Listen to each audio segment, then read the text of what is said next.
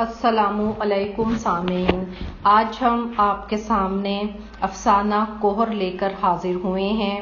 یہ افسانہ ڈاکٹر آصف فروخی نے لکھا ہے۔ پہلے ڈاکٹر آصف فروخی کا کچھ تعارف ہو جائے۔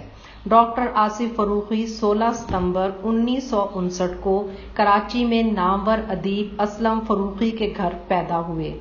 ان کی والدہ ڈپٹی نذیر احمد کی پڑپوتی اور شاہد احمد دہلوی کی بھتیجی ہیں۔ انہوں نے ڈاؤ میڈیکل کالج کراچی سے MBBS کیا، جبکہ ہارورڈ یونیورسٹی امریکہ سے ماسٹرز کی ڈگری لی۔ ڈاکٹر آصف فروخی نے آغا خان یونیورسٹی کراچی، اقوام متحدہ کے ادارے یونیسیف اور حبیب یونیورسٹی کراچی میں عملی زندگی کی جدوجہد میں حصہ لیا۔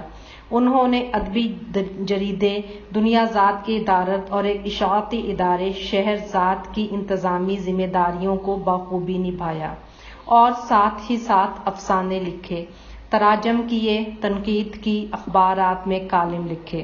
ان کی مشہور کتابوں میں عالم ایجاد، آتش فشاں پر کھلے گلاب، چیزیں اور لوگ، چیزوں کی کہانیاں، اسم اعظم کی تلاش اور میرے دن گزر رہے ہیں شامل ہیں۔ آپ 1 جون 2020 کو کراچی میں انتقال کر گئے۔ افسانہ کوہر۔ اسے کسی نے نہیں بلایا، وہ پھر بھی آ گئی۔ دروازہ کھلتے ہی اندر گھسنے لگی۔ دروازہ کھلنے سے بھی پہلے دروازے میں چابی کے سوراخ سے دکھائی دے رہا تھا۔ وہ گھر کے باہر والے برآمدے میں ٹھہری ہوئی ہے، رکی ہوئی ہے اور انتظار کر رہی ہے۔ انتظار کر رہی ہے کہ دروازہ کھلے اور وہ اندر آ جائے، گھر میں بھر جائے۔ لگ رہا تھا کہ وہ تیار ہو کر آئی ہے اور تازہ دم ہے۔ دروازے کے اس طرف کمروں کے اندر جو بچی کچی رات ملگجی اور اڑتی اڑتی بسی ہوئی ہے، اس کے مقابلے میں چاق و چوبند ہے۔ وہ تر و تازہ ہے، پھیل رہی ہے جھاگوں بھری سمندروں نہائی ہوئی، اجلی ٹھنڈی نرم نرم، چھو کر گزرتی ہوئی، جہاں سے چھو جائے پھریری سی چھوڑتی ہوئی، گدگدی کی طرح، روئی کے گالوں جیسی، کبوتر کے سینے کے ہلکے پروں جیسی، پانی کے ہاتھوں جیسی کہ جہاں لگ جائے گیلا کر ڈالے۔ کسی کو اس کے آنے کی توقع بھی نہیں تھی۔ بھلا یہاں کہاں، ہمارے لیے تو سنی سنائی باتیں تھیں۔ میں روز کے معمول کے مطابق دروازہ کھولنے جا رہا تھا۔ دروازے کی چٹخنی کھولتا ہوں، پھر کنڈے کے ساتھ بندھی چھوٹی سی زنجیر، پھر تالا، سب اس لیے کہ رات میں کوئی بن بلایا نہ آ جائے۔ ساری احتیاط کے باوجود وہ پھر بھی آن ٹپکی تھی۔ اس کا بس نہیں چل رہا تھا کہ گھر میں گھس پڑے، سارے کمروں میں سما جائے۔ میں نے دروازہ کھولا کہ چوکیدار کو صبح کی چائے دے دوں اور اخبار اٹھا لوں جو گول بنا کر ربڑ بینڈ چڑھا کے اخبار والا گیٹ کے اندر پھینک جاتا ہے۔ اخبار کے دھپ سے گرنے کی آواز آتی ہے اور اخبار والے کے اسکوٹر کا ہارن اس آواز کا مطلب سمجھا دیتا ہے۔ آواز سنتے ہی میں دروازہ کھول کر باہر آتا ہوں، نہیں، باہر بھی نہیں آتا، دروازے کی جھری میں سے جھانک کر دیکھتا ہوں۔ میں ایسے دیکھتا ہوں کہ خود دکھائی نہ دوں۔ میں اس وقت رات کے کپڑوں میں ہوتا ہوں۔ اخبار والے نے اجرک کے اندر چمڑے والی جیکٹ پہنی ہوئی ہے اور چہرہ سر ڈھانپنے کے لیے وہ گول ٹوپی جسے ہم بچپن میں بندر ٹوپی کہتے تھے، وہ لگتا بھی ایسا ہی تھا۔ میں نے کوئی آواز نہیں سنی اس دن۔ جھانک کر دیکھا تو دروازے کے باہر کچھ بھی نہیں تھا، صبح بھی نہیں، بس وہ منتظر کھڑی تھی۔ میں اس کو دیکھ کر یقین بھی نہیں کر سکا، وہ یہاں اس شہر میں، میرے گھر کے باہر۔ مگر میں جاؤں گا کیسے؟ دفتر، بچوں کا اسکول اور گاڑی جواب نہ دے جائے، پرانی ہے اور چلتے چلتے خراب بھی ہو سکتی ہے۔ دروازہ کھلا بھی نہیں تھا کہ وہ خود آگے بڑھ آئی۔ اس نے جیسے میرا استقبال کیا، اس نے مجھے چھوا، میرے چہرے پہ نرم بچھاڑ پڑی، وہ پھیلنے لگی۔ میں نے دروازہ فوراً بند کر دیا اور تالے کی چین چڑھا دی۔ میں نے لاؤنج پار کیا ایک ایک قدم کے بھاری احساس کے ساتھ اور کھانے کی میز کے سامنے پہنچ کر زور سے کہا، باہر کوہر ہے۔ یقین کسی نے بھی نہیں کیا۔ بچے سیریل کے پیالے اور چاکلیٹ کے مگ چھوڑ کر اٹھ کھڑے ہوئے اور دھبڑ دھبڑ بھاگتے ہوئے کھڑکیوں پر آ گئے۔ وہ اسے دیکھ رہے تھے، شور مچا رہے تھے، ہاتھ ہلا رہے تھے۔ انہوں نے پہلے اسے اتنے آس پاس اس طرح دیکھا بھی نہ ہوگا۔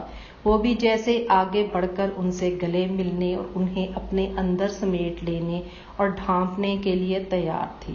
سب سے چھوٹی بچی نے تو بڑھ کر دروازہ بھی کھول لیا ہوتا اگر میں نے اسے ڈانٹ کر روکا نہ ہوتا۔ یہ کیا ہے؟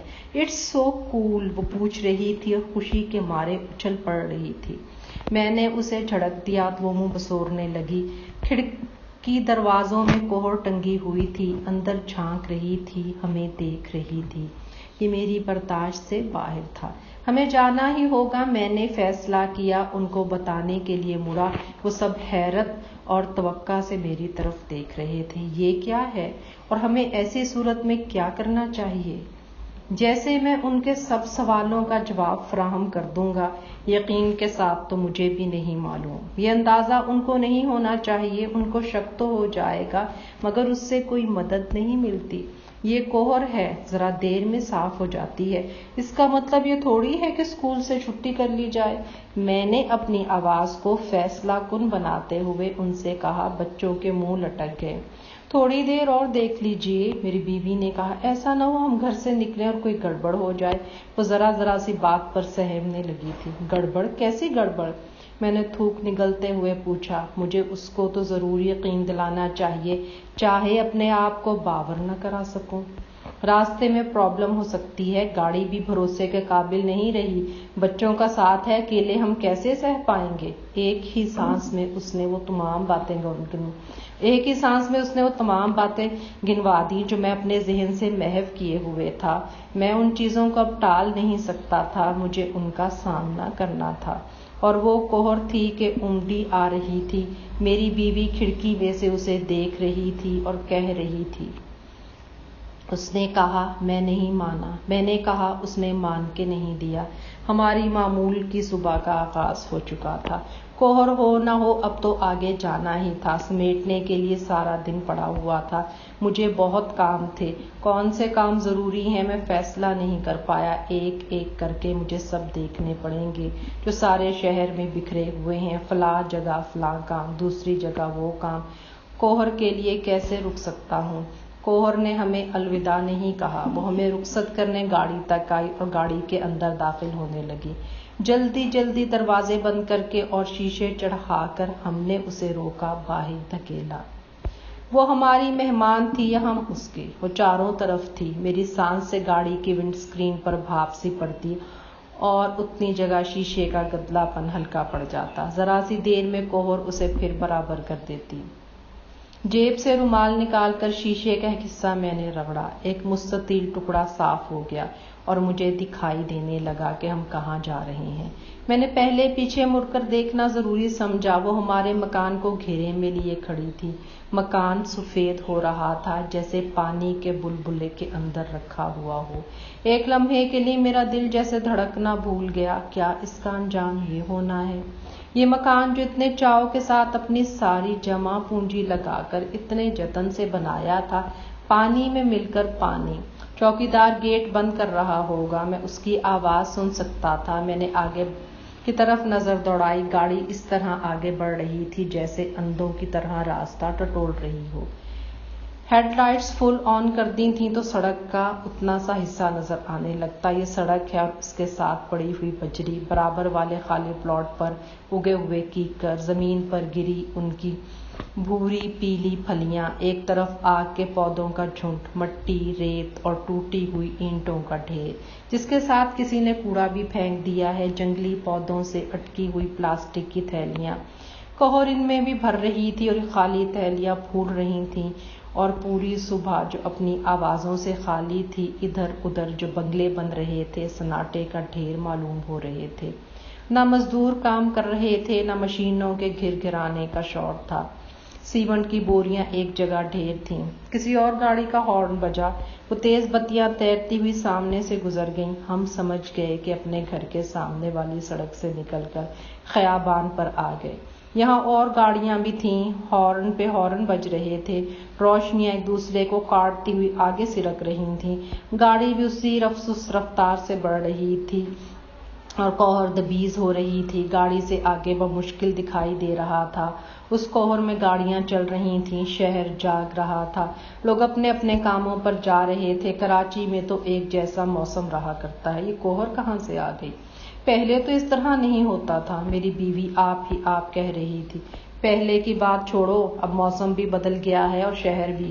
میں نے اس کی بات کا ہلکے انداز میں جواب دینا چاہا، شاید اس طرح یہ بات آئی گئی ہو جائے۔ یہ سمندر سے آئی ہوگی، چھوٹی بچی نے پچھلی سیٹ پر سے پکار کر کہا۔ سمندر کی کوہر کیا شہر میں آ سکتی ہے؟ ہو بھی سکتا ہے، میں نے سوچا، مجھے اس کا پتہ نہیں تھا۔ اگر سمندر میں کوہر ہو تو اس کو شہر میں آنے سے کون روک سکتا ہے؟ بچی نے شاید میرے خیالات پڑھ لیے تھے۔ ایسا تو نہیں کہ سمندر میں کوئی تیل والا جہاز ٹوٹ گیا اور اس کا تیل بہہ رہا ہے۔